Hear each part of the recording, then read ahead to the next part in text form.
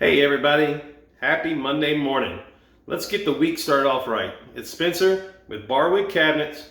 Every week I'm bringing you tips and tricks in the cabinet industry to help you get through those little mistakes or just avoid them completely when you're designing or working in your kitchen.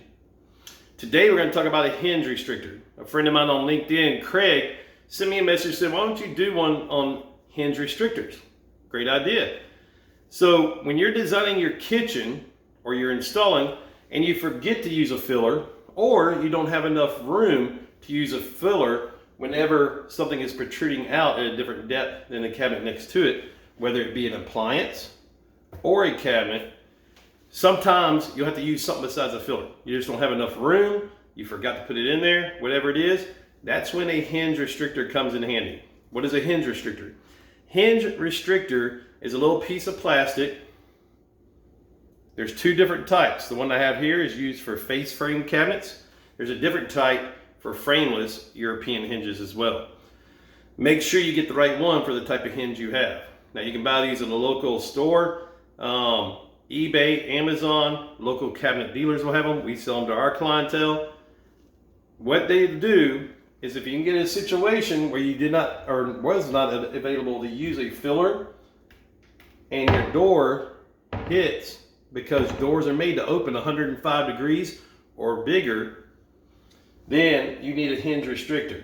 By hitting this, the finish of the door is going to rub off, or the finish on the side of the cabinet will. When you have your hinge restrictor, you want to take this cabinet door off of the cabinet itself, bring it down, and you'll have your hinge, just like this.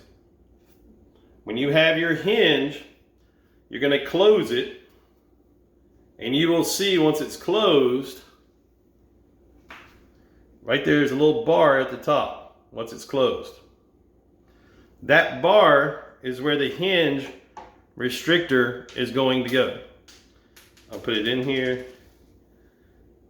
Just like that. That little curved part goes over the bar so you can see how it sits in there.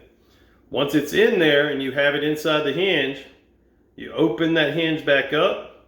There's a little snap, and that hinge restrictor is in place.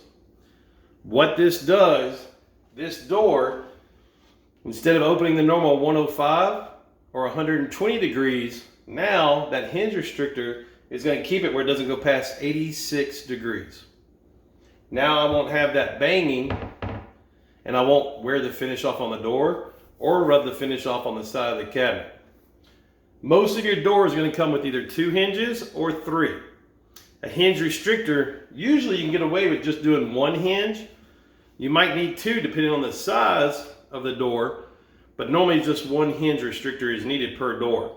What I would tell you to do, test 1, see if it holds it enough. If not, add another. But normally 1 is enough. Once again, if you don't have room for a filler or you forgot it on your job, look for a hinge restrictor, and it'll save you time, effort, and cost, and a happy customer to go through and add that hinge restrictor just so it doesn't open all the way. There are circumstances.